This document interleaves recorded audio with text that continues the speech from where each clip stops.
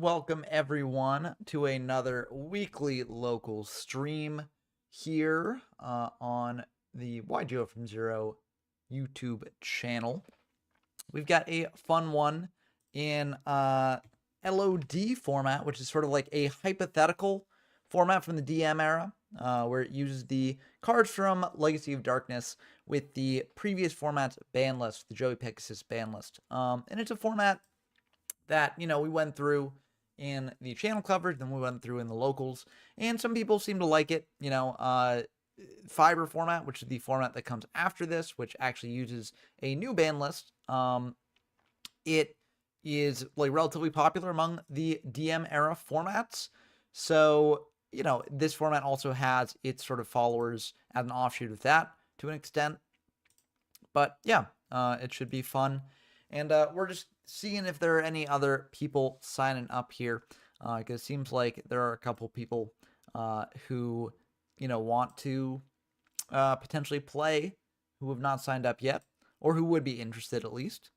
But we'll have to see if they show up. I'm going to give it like maybe 5 minutes, I guess, just to see, who wants to show up and who is interested in it.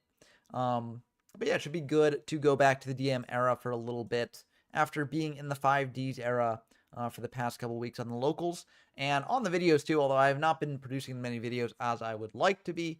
Some real life lore for me, working a full-time job and also now doing a master's program on top of that is very, very busy.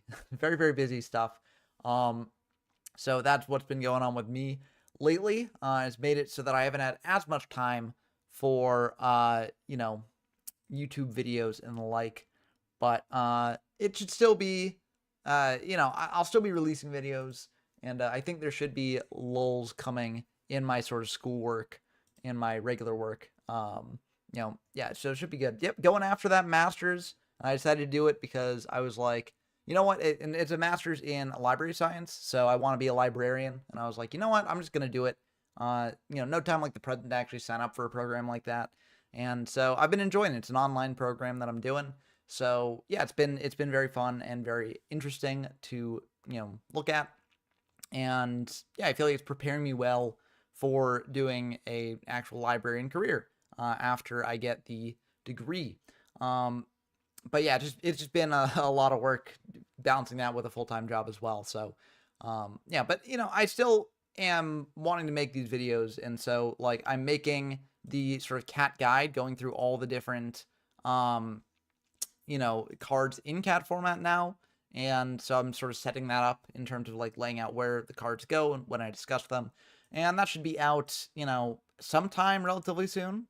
But yeah, it should be fun, so I hope you all enjoy that when that does come out. And hopefully I'll get to show off a little bit more dual videos from cat format, and hopefully a bit better too, because my Teledad videos, they were fun to make, especially the first one. I think the first one was really good. But the ones after that, they had some like ruling errors, which, hopefully I get that shored up for my cat format coverage. I think cat format, the rulings won't really be as much of a problem because cat format's a bit more straightforward. It's you don't really get into complicated game states, you just get into game states that kill you, and so it should be pretty fun. And, if you've seen the last two locals, you should see what I mean by that. It should be pretty cool. But we're just waiting a little bit longer, I guess. I'm going to give it like 1 or 2 more minutes. Yeah. So we do have, we have 6 people. So, yeah. We have 6 people, so that's a sizable amount. Like, I'm willing to have a locals be 6 people. But, yeah. So, if it is just 6, that's fine. 8 would be ideal if we get that number. But, I'm not, like, holding my breath for that number. But it looks like if one more person joins, then one other person will join as well. So, that'll bring us to 8. So, that seems relatively doable in a minute or two. But I don't want to sort of drag things on too long here. I realized that I forgot to actually ping the locals channel before the event started. That's my bad there. And so, that's on me. Apologies, everyone. We started a cat format tournament today as well, the multi-day. And so I sort of was busy, sort of publicizing that. But yeah, I should have publicized this one more as well. I apologize.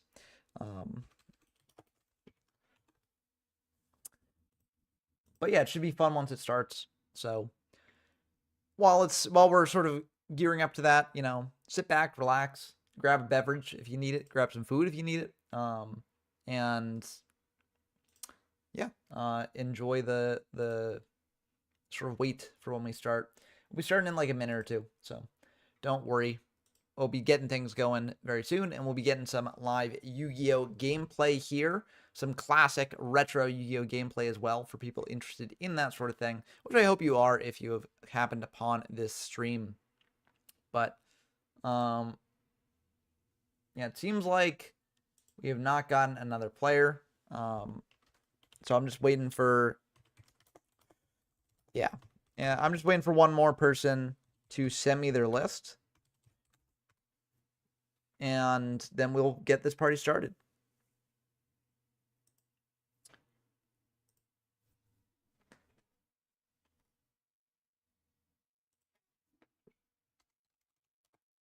Yeah. But how's everyone else doing? Y'all doing good? Reading any good books? Watching any good movies or shows? There's a bunch of stuff out there right now that I'm finding interesting. I'm watching The Rehearsal Season 2. That's been pretty interesting. It's definitely a very interesting show, so I can discuss that as we dive into the games. But it's kind of a controversial show. Not many there. Some people don't like the style of show it is, and like the way that it sort of goes about it. But I'm going to shuffle the seeds twice, and then we will get started. But it's an interesting show, especially in sort of an age when reality TV is getting a lot more popular, and also in an age where people are just more and more exposed all the time. It's just very neat to sort of watch it. It's like it's kind of tough to explain what it is, but yeah, we will be starting the tournament now. So we've got Danny versus Dumptruck and Wagman versus Prada, and then the winner of that will face Clody, and the winner of that will face Aratos there. So, 6 people, not bad for a locals of this caliber. And a locals in a format like this, right? Like, not of this caliber. I don't mean to imply that the format's bad. I just mean that the format's very obscure. Like, Fiber format, on the whole, is already kind of obscure, even though it's one of the more popular DM era formats. And LOD format is an offshoot of that. So it's like, it's an offshoot of an offshoot of an offshoot. But that doesn't make it bad. It just makes it not really as known. Okay, it looks like we got one more. Yeah, okay. So we got to adjust things here. So we'll add a little bit more participants. So we've got Didled and we've got Blah. So there we go. 7, 8. And now we will shuffle things up twice.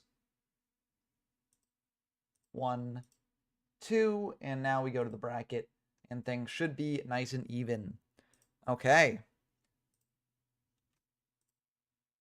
So we will send this here.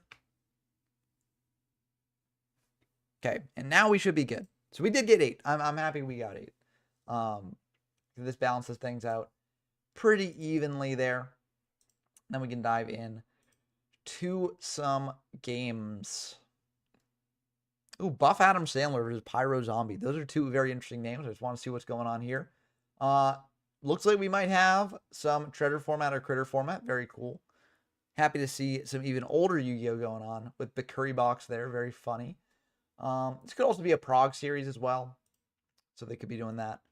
But either way, neat to see people playing with some old cards. Let's see, where are our other games going on here?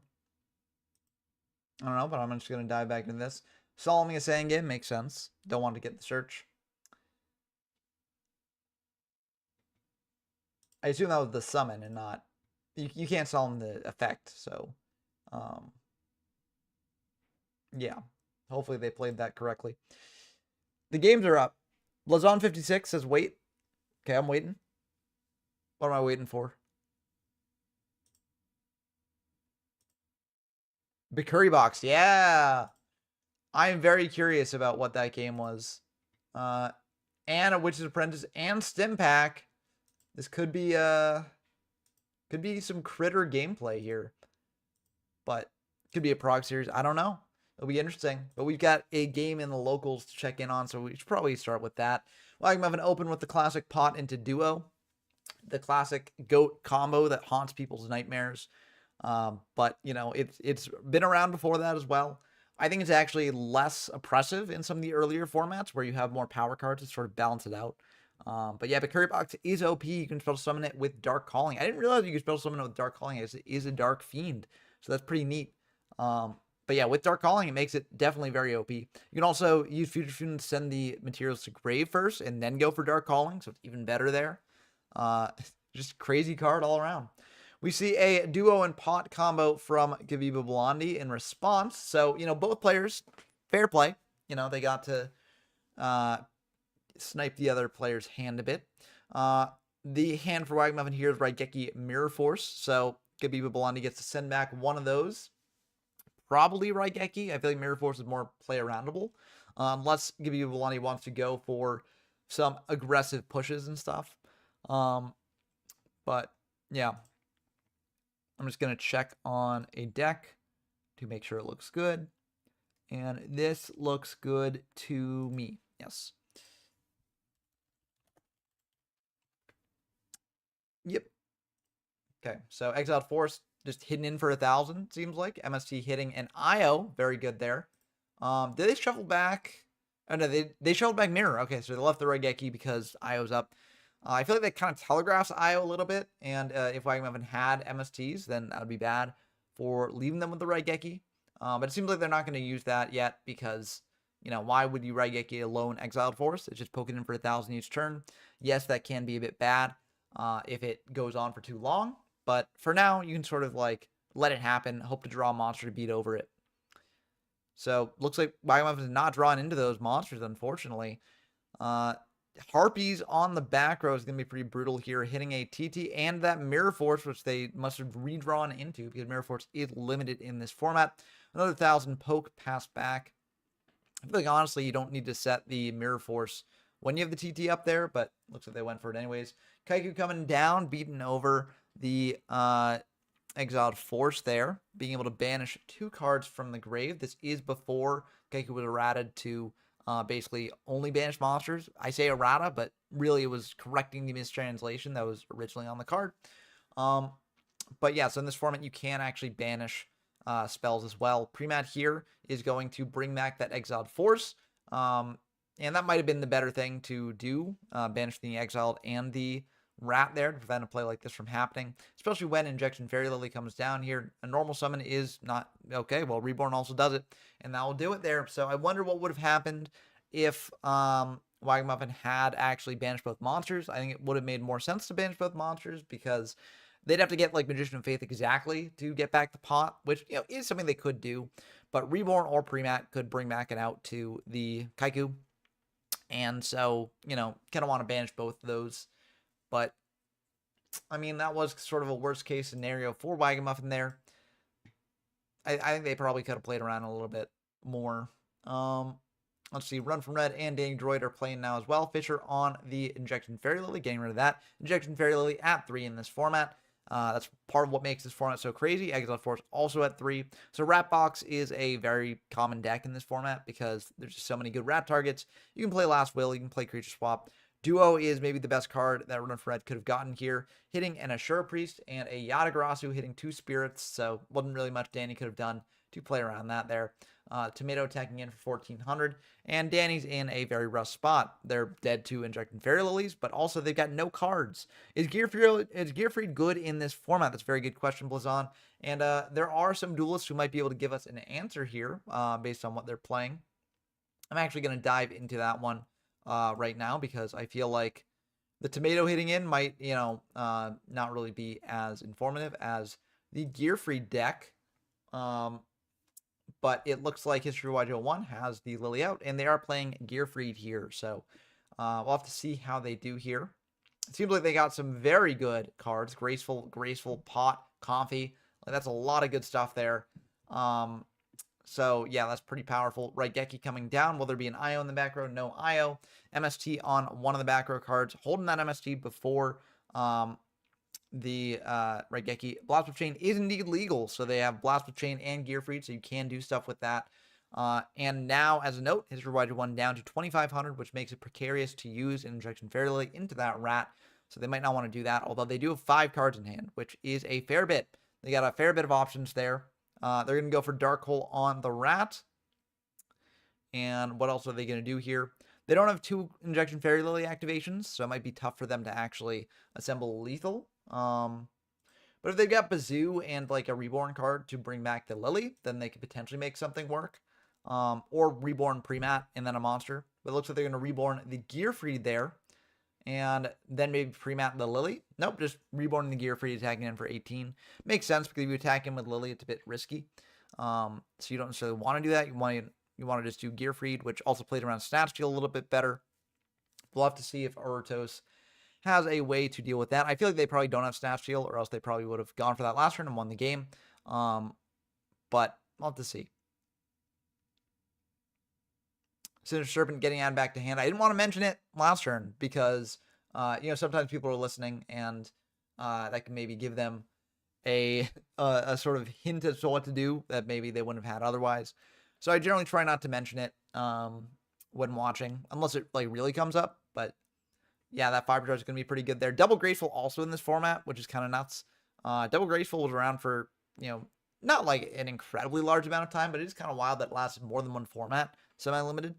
But yeah, this is going to be pretty good for History of YGO1. I'm not sure if they're able to actually get a lethal push here, but they are able to just get in for a little bit more damage, and that can be good enough. Going for Rhoda for the Gearfried here, and then probably something out Gearfried, attacking in for 18, and then maybe setting some Blast with Chains if they have them. But there goes the Gearfried in for 18. Poke in there. Arutos taking that 18, unless they got a Karibo, which they probably don't have because Karibo is not that good in this format. Or maybe it is. Maybe you Karibo some Injection Fairy Lily to prevent you from losing a ton of damage. But I feel like most people don't play Karibo for good reason. But I think there's probably some lag issues here. Oh, there is a Karibo. Hold up. I said I think Karibo might not be good, but here it actually is coming in clutch there. Interesting that they pitched it there instead of on like a Lily attack. But they might figure that they can actually get in for enough damage to get them out of Lily range. So it's very interesting here. MSTing a Call the Haunted. So that's a pretty good card to get rid of. Prevents the Gearfried from coming back. And Injection Fairy Lily coming down here. So that explains why they Karibo'd that attack. Because, if they'd taken that attack, they'd be at 100 right now, which is a bit too much to actually risk here. But at 1900, that's pretty good, and setting a back row to protect the Lily. Even if History of YGO1 takes control of the Lily, it's just attacking in for 400, not the full amount. But Exiled Force is coming down, probably not using its effect. Okay, they are using the effect, very interesting there. Maybe they're afraid of like a, okay, then the Reborn. So, yeah, this is an interesting play. TT coming down there makes sense. But I feel like I probably would have left the Exiled up and then Reborned. Because like the Lily can't use the effect, so you don't need to worry about that. But Reborn on the Gearfried will do it there. So very, very interesting game one. Unfortunately, Gearfried not really doing much, just being a big body there that first game. But from what we saw at least. But that's how it goes sometimes. Yeah, and it seems like Run for Red did win that game one. I just wanted to check on that real quickly to just, get people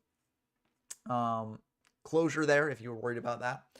But we've got Didled versus Dump Truck here. Dump Truck winning the game one, but with Yada coming down game two, okay, Mirror Force will stop that, but Dump Truck is very low on cards. Now, Didled is lower on life points, so if Dump Truck has an Injection Fairy Lily just to poke in here and kill, that'd be very good for them. But it looks like they're just going to T-set and pass back. So what will Didled do into that?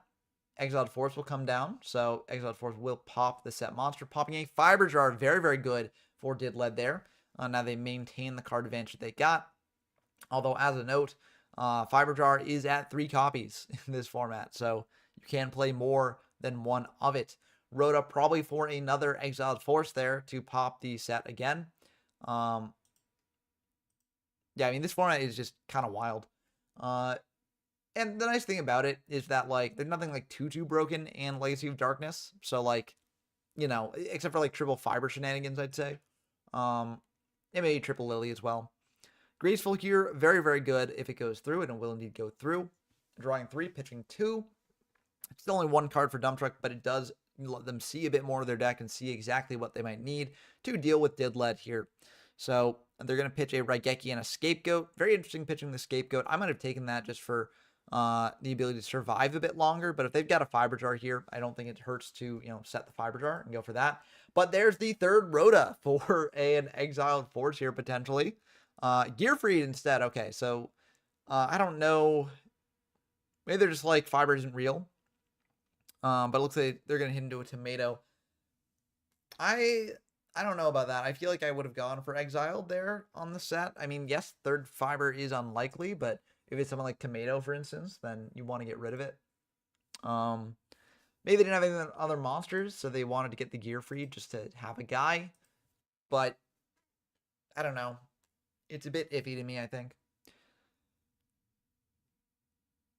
Now Dump Truck sort of can claw back a little bit of card advantage here. Oh, I lost connection on Dueling Book. Did I lose connection on everything is the question. I hope not. Nope, looks like connection is still going strong. Wi-Fi wise, so it's just a Dueling Book thing. Let's dive in to that game again, because that game was getting interesting. Okay, it looks like Didled also has a Bazoo here. We don't get to see what Dump Truck searched, but they're gonna go for call on the Tomato to hopefully survive a little bit longer here. So tagging into that Tomato, dealing 1100, dropping Dump Truck down to 4900. Still enough for 2 activations of Lily. Bringing out a Witch here, which can be a bit annoying for Didled here, if that does manage to get Dump Truck a good search. But, you know, if you look at the card advantage now, I feel like Dump Truck is in a very good spot. Snatch Steal on the Bazoo is going to be pretty brutal here. This could potentially be the end of the game, depending on what happens. So we'll go up to 3,400, so that's tagging in for 16, plus 1,100, plus potentially, if Dump Truck has a monster, whatever monster they've got there. And I think they do have a monster because they searched it off Sangan, right? So, yep, Fiber Jar. And that should be lethal damage here if Didled does not have a Karibo. And as a note, they might have Karibo, because we did see that in one of the other games here. That's 11, and then here's the 5. So it seems like no Karibo there. And Dump Truck wins that match. Very interesting stuff. Again, I think, you know, the Exiled Force would have been the move just to pop the Tomato or pop a potential Fiber Jar. Maybe they were worried about if it being like Sangan or Witch or something, and then Dump Truck getting a search there. But I do feel like it probably would have been the move to go for Exiled there. Anyways, let's go back into History of YGL1 versus Aratos here, just to see the Gearfried deck more in action, because someone did ask about that. 1,800 going in. Aratos having that Rat there, but Rat, I think, getting popped by the Exiled. Yep. And it seems like Aratos is a bit monster light here.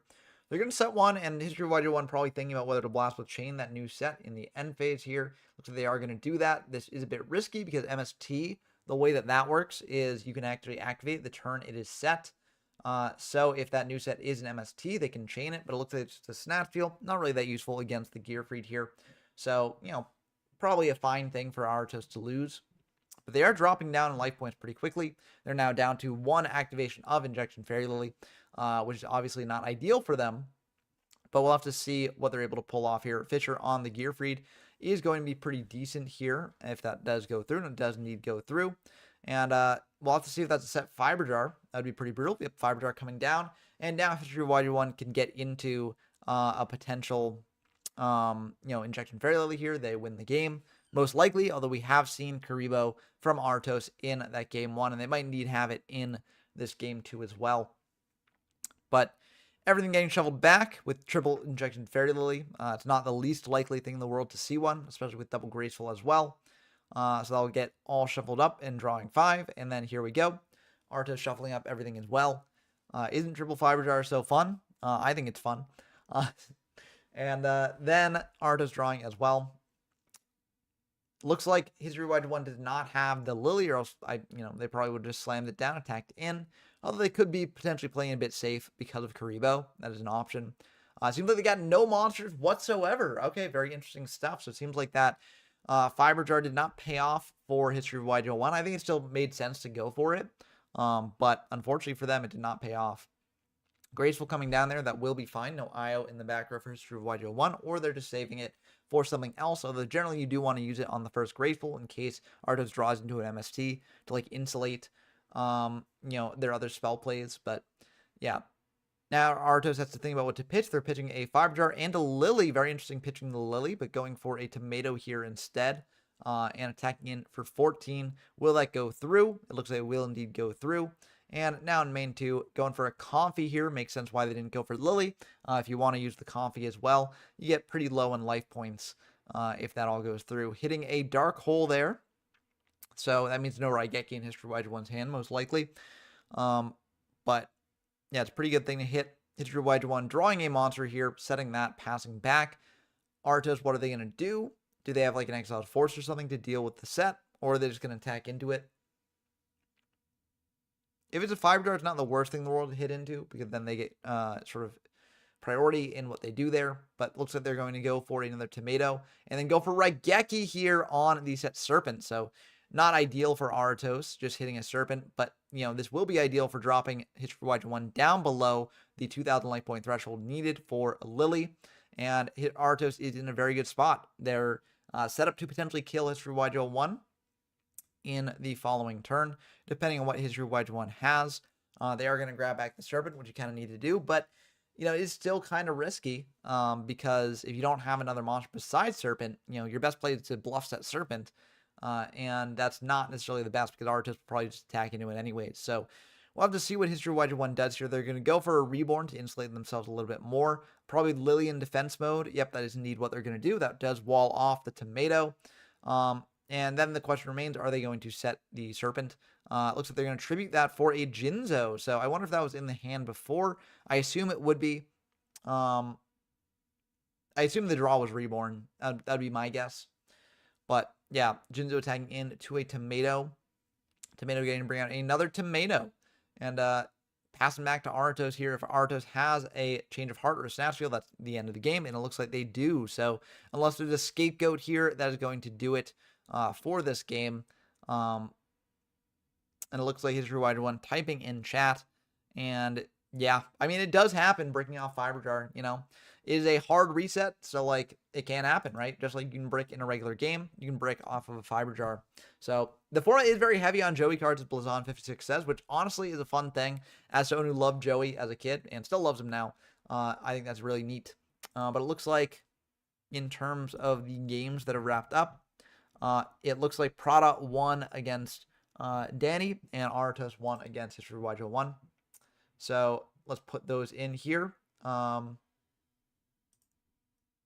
I not able to adjust this? Oh, I need to start the tournament. There we go. Yep, now I'm able to adjust it. So Artos won their game and Prada won their game. So they're going to be moving on to face each other here. And now we got... Okay, it looks like these games also wrapped up. So it seems like Clody won against Wagmuffin. And then Dump Truck won against Didlo, which we did see earlier. So we're in the semifinals here. Things going pretty quick, I will say. It's been like half an hour. And, we're already into the semifinals. People view the DM era as a very sort of slow time period. But there were some formats where things move faster than others. But going into this one, it seems like things are already into full swing here. Snatch Steal on the Lily, it looks like, because you wouldn't Snatch Steal a Witch. That'd be really bad. But obviously that's going to be a bit unfortunate into the Tomato here. Denver getting a lot of draws here. And no Serpent Engraved, so they can't use that with Graceful. But Pod is going to be pretty good, filling up their hand again. Probably not going to attack into the Witch, because that would be kind of bad. But you might want to attack into the Lily. Depends on what you're going for here. I would maybe attack in the Lily. I don't know. I feel like it's a good way in case Gabu Blondie draws into removal, like MST or something. It's a good way just to clear a thing.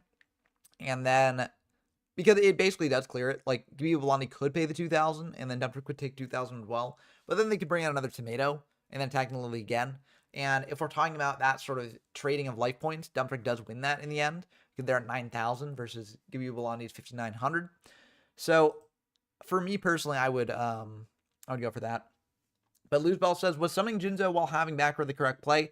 I don't necessarily think it was. I think, honestly, just Lily in defense and setting Serpent might have been the move. But I don't know what the back row was. It could have just been bluffs. It could have been like MSTs or things like that. In which case, then it might have been the right play. That would be something that we'd have to go back to the replay and actually check. Okay, Raigeki here. So that explains why it's a bit of a thing. They Snatch Skilled the Witch. Oh, my word. That's a bit wild. Okay, yeah, that makes it a bit more of a thinker there. I can definitely see. Yeah, and Lily coming down, and this is going to pass a pretty big life point threshold. 1,400 plus 3,400 gets Gibi Blondie down below 2,000, so that's pretty good. Bladon asks, once you are done with all the legal formats, how about the Game Boy formats? I would be down for that. It will be a while until I'm done with all the legal formats, but I would be down for that sort of thing. I think it would be a cool thing to do. And it does appeal to me a little bit more than going through every OCG format. Not that OCG is not something that's worth exploring, because it definitely is. But for me, I'm more attached to the TCG and what was legal in America, because it's more nostalgic for me. And so, I would be more interested in looking at, American sort of formats. And the Game Boy formats, while they are based on Japanese stuff, I do think, you could get them in America. So I view them as like an American sort of format as well.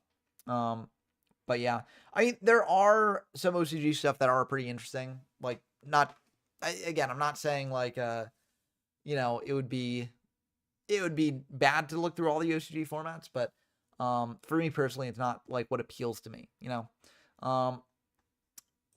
but it looks like Graceful is getting activated for Gibi Blondie here. Will it be enough to get them out of the situation? That is unclear to see.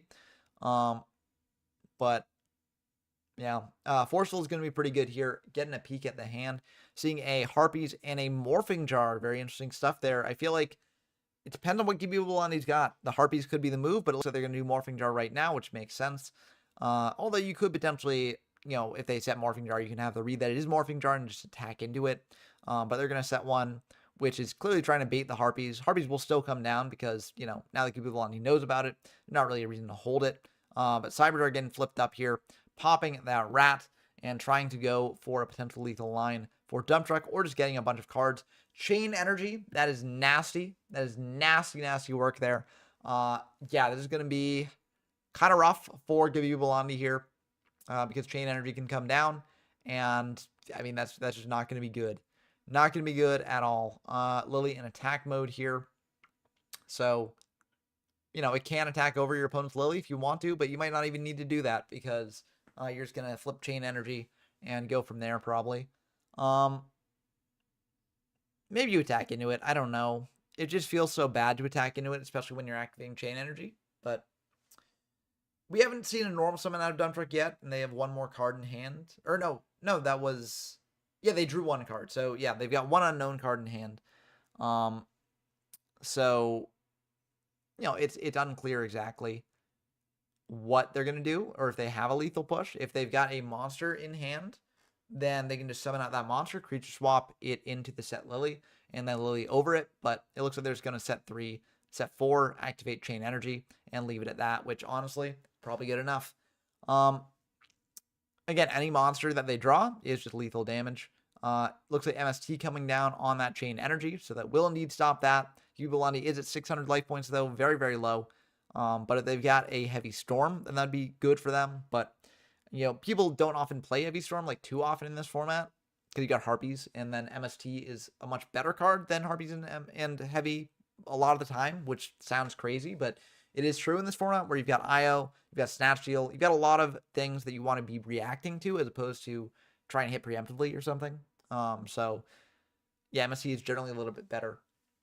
But Rhoda coming down here for an Exiled, so Exiled will be able to deal with the Lily here, and it looks like they will be able to do that. Now, the awkward thing for Gibi Blondie is that, Dump Truck has a pretty good play in the following turn, where, MST on that is pretty good, but they've also got Scapegoat here, plus Creature Swap, which makes things a bit scary. If they draw a monster here, this is just GG because you switch a token to attack, swap. If they don't have a monster, this is still like getting close because you can creature swap with the Lily and then flip it up on the following turn and try and do stuff with that. So it's not looking good for Gibi Bellandi.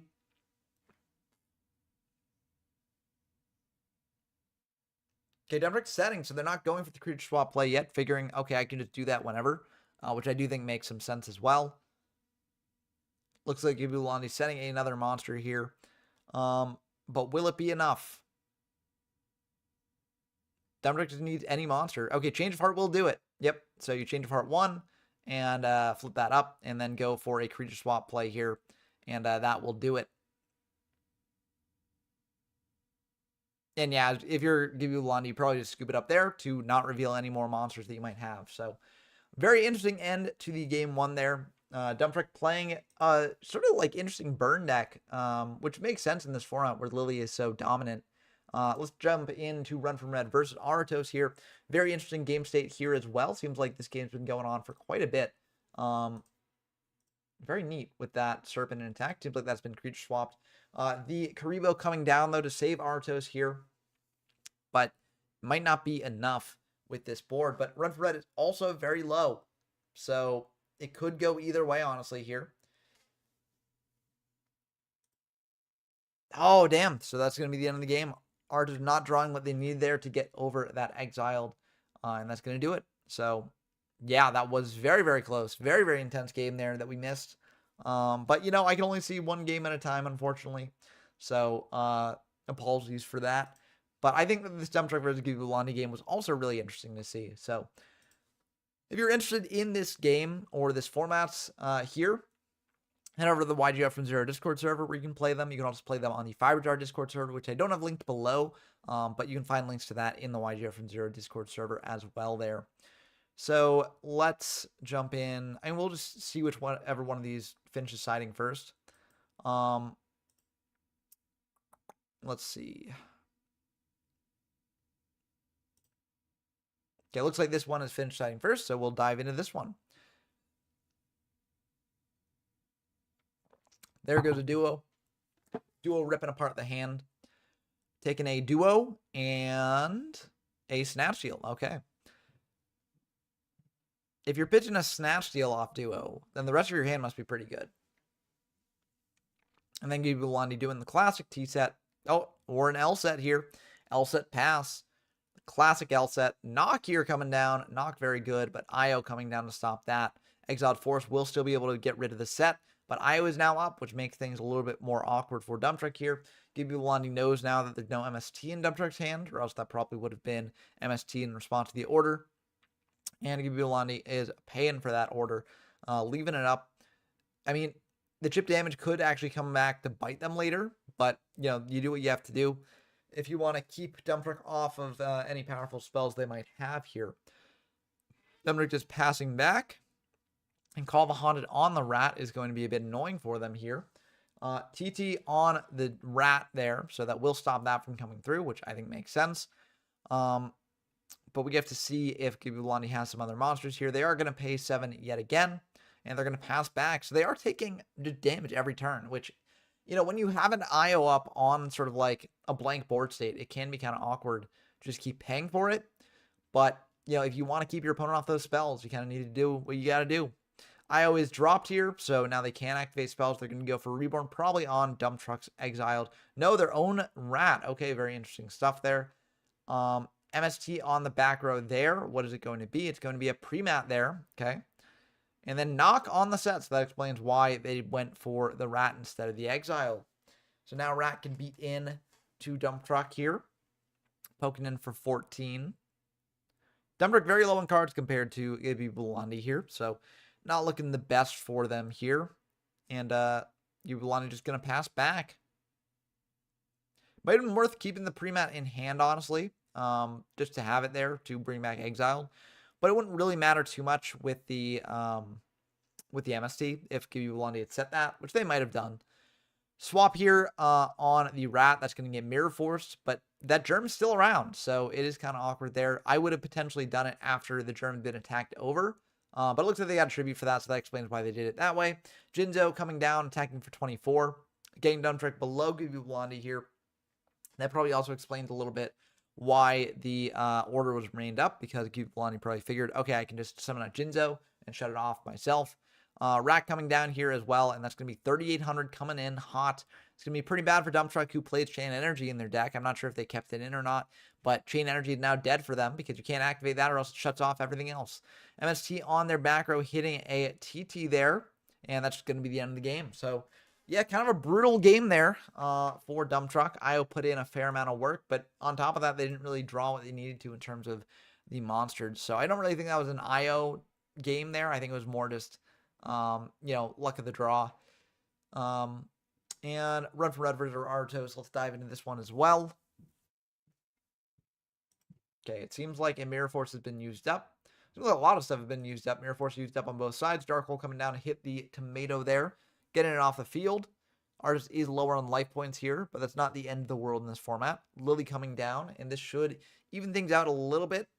Taking him for 34 and dropping down Artos by 2,000 to 25, which can be a bit awkward here because Run from Red does take the Lily. They do still have enough life points to pay for it.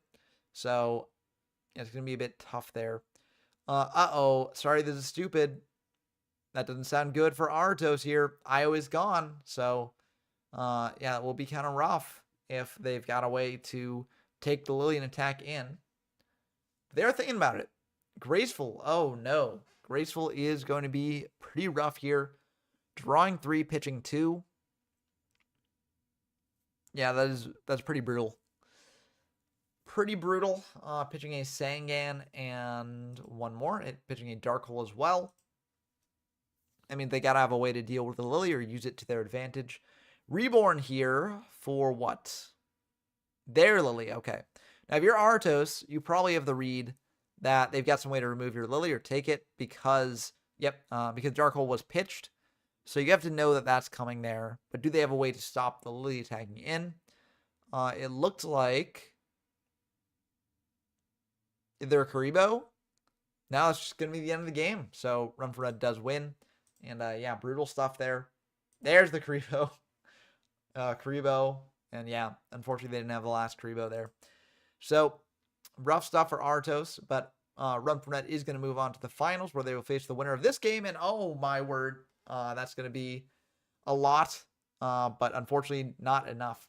Yeah, Lily plus double chain energy is the end of the game here. So yeah, that is brutal stuff. Kind of like an OTK, honestly. But yeah, Dumbtruck will move on to face Prodigy here in the finals. And that'll be fun. We'll have to dive in and see it. See it with our own 2 eyes, or however many eyes we got out there. Lily format, as PJ Arts of Darkness says. And yeah, if the format did get a name beyond LOD format, it would probably be Lily format. Lily or Exiled, because the format that's been exiled from the broader community, I don't know. But yeah, very interesting games here so far. I hope everyone's been enjoying it. If you have been enjoying it, do the YouTube stuff, like, comment, subscribe, do all that stuff. I haven't had as much time to answer comments as I have had in the past lately, but I still like seeing them. So yeah, do that. Let's just check in on I dived into this one because I know this is a tournament match for the multi-day cat format tournament that we got going on the YGO from Zero Discord server as well. So I figured while we're waiting for Prada and Dumbtruck, we could potentially see that. So, but let's see here. I don't think it's going on yet. Yeah, Run for Red is hosting for Mr. Dumbtruck there. And that game's still deciding. Cat's fun, though. I like Cat from what I've played of it so far. Anyone on the spice? I've seen some spicy lists in the Cat tournament so far. Unfortunately, they haven't really been doing too hot from what I've seen. But, it's still fun to see people experimenting. Even if, it doesn't necessarily lead to a success in this tournament. Maybe in future tournaments it will. So, I like seeing that. I think it's cool that people are trying to really push these formats to their limits with both modern, knowledge of what's around and also just seeing, old stuff as well. Oh, you meant here? Here I think Dumbtruck done something a little bit spicy, playing a bit of a burn package in their list, which I think is very smart. in this format where like a bunch of lilies are running around. So yeah, I think this is pretty good. Chain Energy turn 1 is pretty good as well. Rat coming down, that's going to be 500 for a run from red and attacking into the set monster, which is a Cyberjar. Oh boy. This could either go very, very badly or very, very poorly, depending on what happens. Lily and Sangan there, Tomato and Exiled there. I feel like the move is probably set both Lily and Sangan, but this will sort of tear apart Dump Truck's board a little bit. Because you just crash the Tomato into one set, and you know what the other set is. You can exile that. But it's very interesting. It does stop the battle phase, though. So for Dump Truck, they're probably happy about that. Yep, and Run for Run brings out both an attack, because why not? Well, actually not why not, because, you know, this is how you get through the board. You could potentially set the Tomato if you're afraid of a Mirror Force, but a Cylinder! Ooh. Ooh. That's brutal. Yeah, you still attack him with the Exile to see what it is, and it is the Sangan, so that will indeed go through. Search out a Fiber Jar here as well. Fiber Jar very good at, you know, sort of cementing your life point lead and then resetting everything once you've gone through your resources enough. So Dump Truck is doing very, very good here. And Run for Red has to decide, okay, do I go for digging deeper into my deck with things like Pot, or do I just, you know, hold on to that, attack in the Fiber Jar on the following turn if that's what gets set, and go from there. Comfy is coming down, so it's going to be 1,500 damage here. An additional 500 must be taken because of the Chain Energy, and Dump Truck points that out. You know, generally, Chain Energy players, they do keep track of that. They are like, yep, 500 more. Keep it coming. Keep it coming. But yeah, that will indeed be 4,600 life points remaining for Run from Red, which is kind of rough when facing that Chain Energy and also considering Lily activations. They're going to pitch that one, whatever it is. The Graceful Charity makes sense. That might imply that Dump Truck doesn't have any removal in hand for the Tomato. Oh no. Call, Swap, Germ, Fiber, Torrential. Oh, that's brutal. I mean, yeah, you probably have to send Graceful, but like, ugh. No one comes next is rough. PJ mentions that for context, the discussion began on the Fire Format server regarding LOD as one of the channels was present on the server, and there's been some consideration of LOD multi-day. I think that'd be very fun to see, just seeing what people bring and what you can do with it. I think LOD kind of is the more like broken version of Fiber Format. You know, a lot of people have been saying like Cat Format's sort of the version of Edison on crack, and I'd say that LOD Format sort of fits that bill for Fiber Format because there's just so much more power in the format. Some people like that sort of thing. Some people do not. Different things appeal to different people. But I definitely see why people would enjoy this format. IO coming down, IO's pretty good, but MST hitting the IO is going to be pretty rough there. That is brutal. That is going to be not good for Run from Red. I doubt they sided in Solemns. And yeah, it's going to... Yeah, IO gone. And Tomato taken. This will be a lot of damage coming through if that set card cannot stop it. There goes the Germ. So they lose 900 damage there. And now 2 more Germs come out to deal 2,000 damage more. And that's going to leave them with 1 activation of a card remaining. I don't know if it will be enough.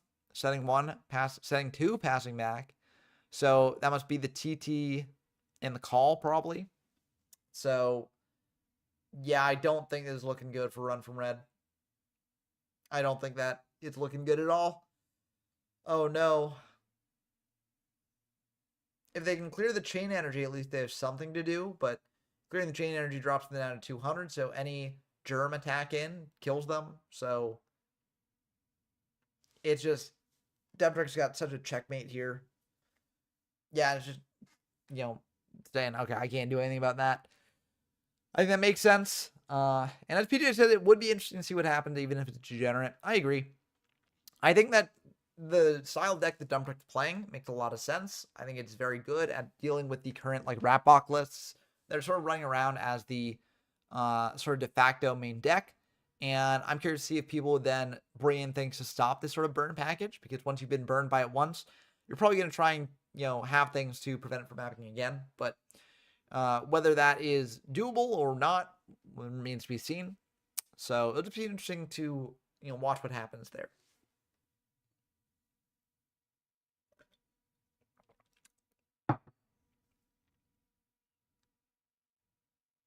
Let's see what they do. I wonder if Run for Red has anything in the side for this. They might not. Dump Truck probably siding into things like Knock going second. That's what a lot of side decking is in early formats. It's bring in things and bring out things that are better going first or second, respectively. So, for instance, Dump Truck might take out some of the hand rips and put in some knocks. And, Run for Red might keep in some hand rips and not have knocks. They might have more spell and trap removal here, like Dust Tornadoes are generally in the side deck as well, in case you face a deck like this. So, Dust Tornado is very good here. A lot of different things you can do. Although it's just very different from modern day side decking, where you sort of have things for specific decks. Here, you don't have that as much. So, L setting and passing. Then we're going for a pot. IO coming down. No MST. Okay. Very good value on that IO. T setting. Passing back. Is Run for Red going to keep that IO up? Or are they going to let it go?